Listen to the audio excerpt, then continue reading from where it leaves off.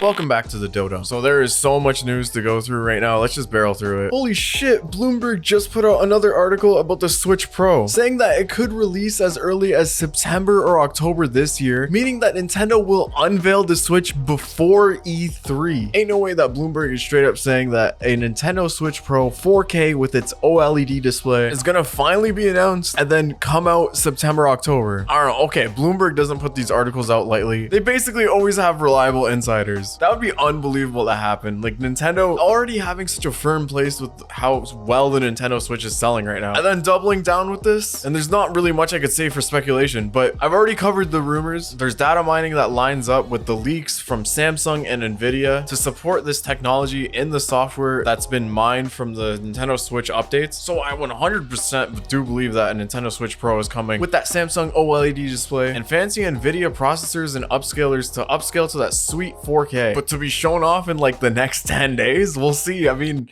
hell, Nintendo will shadow drop anything. I was expecting something at E3 though. We're gonna get this thing eventually, right? I want to play 4K Mario. While recording, I totally forgot about this and had to stop and watch it in the middle of recording. But the Dragon Quest 35th anniversary show just happened. To celebrate, 6 games were shown off. So that this video doesn't go on forever, I'm just gonna talk about the games that come out worldwide. By the way, the games that don't have plans for a worldwide release is a mobile Dragon Quest Eraser game and Dragon Quest X online and offline, which is apparently 2 different games in this showcase of 6 games. The games that are releasing internationally are pretty awesome. Dragon Quest 3 HD 2D remake. This came out of nowhere. It's a remake, but more or less a remastering. As the name implies, it's a HD 2D remake. I really like the visuals here. It gives me an Octopath Traveler vibe. No word on a release date yet, but they plan on releasing it worldwide and coming to home consoles. This would be a perfect Switch game. The next game is Dragon Quest Treasures, which is the Dragon Quest 11 spin-off following Eric and Mia. The game follows the blue-haired duos when they were children, searching for treasure. All that's been said about the game is that it's an RPG, but nothing like a traditional one, and that's all they can say for now. Again, the aim here is for the game to release worldwide all at once. And for the final announcement, Dragon Quest 12 has been announced. It was just a title trailer. Dragon Quest 12, The Flames of Fate, teased to have a more dark atmosphere or even narrative. It's implied that this game will feature more mature content and have hard decisions for the player to make, I guess maybe Fire Emblem style. It was also noted that the command-based combat seen in the Dragon Quest series would not be featured in this title. Yeah, so the game has its own version of gameplay new to the series. I imagine it might be leaning more towards action RPG, potentially heading to modern Final Fantasy style. We're gonna have to wait and see because nothing could be shown off. Not even the release window or what consoles they'll be on could be talked about. I haven't played much Dragon Quest games, but they always gave off a certain light vibe. So Dragon Quest 12 covering more mature or dark themes has me curious, especially I want to see what the gameplay is like and how the main entries of the Dragon Quest series modernize the old ability or command style of RPG. Moving along, so much to talk about. But if you haven't already done so, please make sure to like and sub. I'm trying to grow, trying to hit 3K. Please, I'd really appreciate the support. First and foremost, Sonic, a few hours after this video is uploaded. So the show, or the Sonic Direct if you will, says that it'll be a first look at some of their upcoming projects, partnerships, and they're gonna celebrate Sonic's 30th anniversary. Of course, people got their hopes immediately sky high. It's gonna be a Sonic Adventure remake, for sure. Here's a leak, it's gotta be. I don't find much point in speculation or talking about it since it's gonna be in like a few hours after this video goes up anyway, so not much point in speculation. But Roger Craig Smith came back to voice Sonic. That's gotta be undeniable proof it's a Sonic Adventure remake. Roger Craig, after voicing Sonic in the video games for over 10 years, stepped down from the role a few months ago at the end of January, posting a broken blue heart and saying onward to new zones. Well, the blue heart has been sewn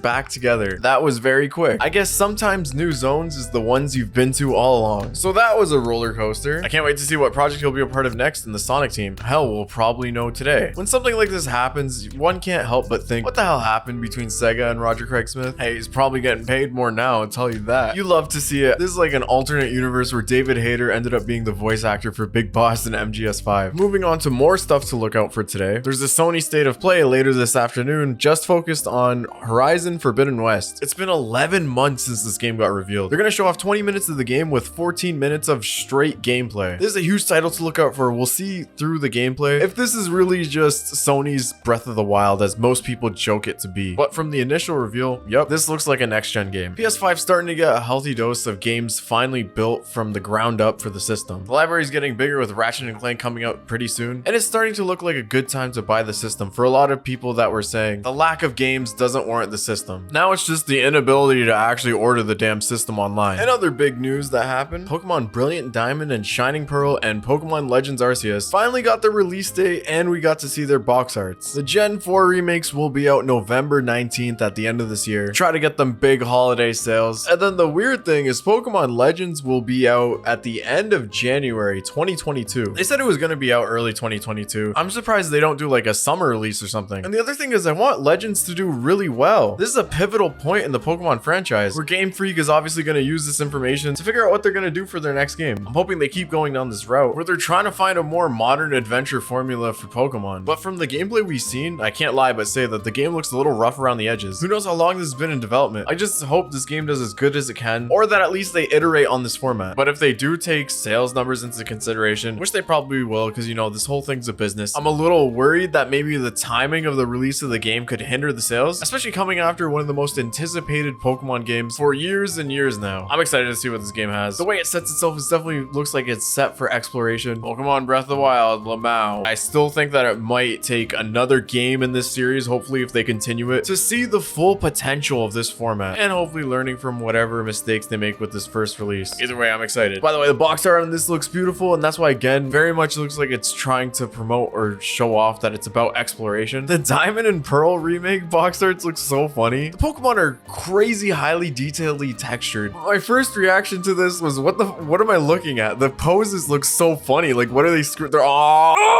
And of course you get your double pack. Man, there are so many Pokemon games on the Switch now. Holy shit. Lots to look forward to as a Pokemon fan if you're new or old to the series, or even if you haven't given a shit about the series for years now. Got me excited for the end of the year, and that's the only thing I don't mind about Legends being out early 2022, because hey, at least it's sooner that I get to try it. But if they could delay it, obviously do it. Looks like could reuse a bit more work, but this is Game Freak we're talking about again. This next story got a lot of people concerned, especially by the headline alone. Masahiro Sakurai, the director and creator of the Super Smash Bros. Series, has made some comments about retirement. In the recent state of his work environment, having to work from home due to COVID, he says in the first time in 10 years, he finally feels like he has some free time or leisure. So in an interview translated from Famitsu, he was able to stop working long enough to let his thoughts percolate in his time off. He doesn't want to keep working forever after he's older. He says that honestly, if he had a little more free time, he thinks his days would be more fun. He likes the idea of an early retirement. Sakurai says that while the experiences people create can last forever, personal work will always come to an end someday. As long as he works, he will do his best to entertain people. He says that society is built upon such experiences, regardless of the media and genre. As long as he can continue to create new experiences, he will, even if he's busy. He believes it's best to push on and do as much as you can. He does, however, express doubt whether this feeling is best suited for the time. That was a summary and translation given on Nintendo Life, credit to them. Sakurai stating that he's gonna stay in the game for a little longer. But man, if he feels like in the first time in 10 years that he finally has a break, I think the guy has more than enough earned or early retirement, or at least take as much breaks as he needs to. Time and time again, people have been worried about Sakurai's health because the guy just doesn't stop working. I think that everyone would understand if he needs to take a step down, but obviously it's up to him. He spent more than half of his life in video games. I think literally everyone just wants to see him healthy. Ain't nobody have a single thing bad to say about Sakurai. All things do have to come to an end, but it can already be said without a doubt at this point in time just how massive of an impact Sakurai has had on the industry. Moving on, another thing to look out for today. The big Monster Hunter Rise 3.0 update comes out tonight with a whole new ending to move along the story. Some Dragon Ball Z merge thing happening. New monsters, new gear, whatever the hell this abomination is. The new monsters are sick-ass Jet Laser Dragon and Apex Electric Dog. Yo, I freaking love this dragon design. Reminds me of like Gundam Wing jet engines. Some paid DLC also got announced, but it was cosmetics like the abomination I showed earlier and voices for the hunters. You ever wanted to play as the girl that makes Dango? She must be jacked from swinging that mallet all day. This was all unveiled during the Monster Hunter Direct yesterday, where the showcase also featured a bunch of information about Monster Hunter stories too. There's an overall story trailer, but most importantly, the thing that was shown off was the right of channeling system that this game has, seen in the original Monster Hunter stories, where you can pick and choose different mutations for your monsters to create different elemental builds or things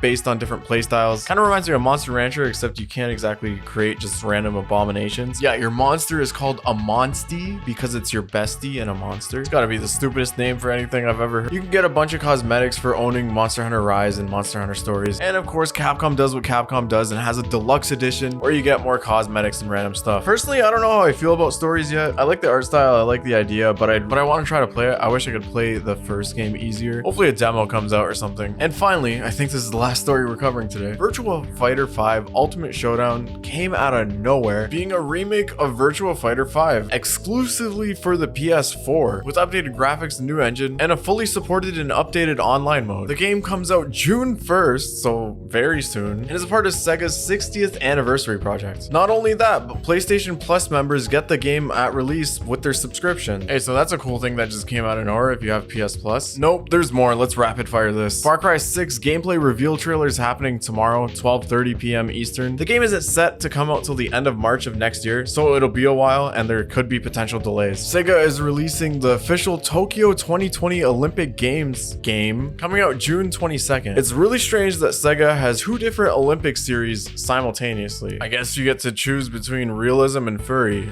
no in between. It's confirmed that Uncharted 4 is coming to PC. In Sony's investment conference, they reiterated the plan of growing the Sony gaming space by introducing their IPs to larger audiences through mobile games and PC ports. With Days Gone and Horizon Zero Dawn coming to PC, confirmed through this graphic that so is Uncharted 4, so look forward to that. The Disgaea 6 demo is out, so hell yeah, go play it. And Xbox and Bethesda's E3 presentation is confirmed for June 13th. And that's everything today, my god. Like I said, the news is gonna be crazy the next few weeks with E3 and Games Fest coming, so follow the channel so you can keep up with the summaries of all these gaming news stories y'all just got dumped on. Bye bye.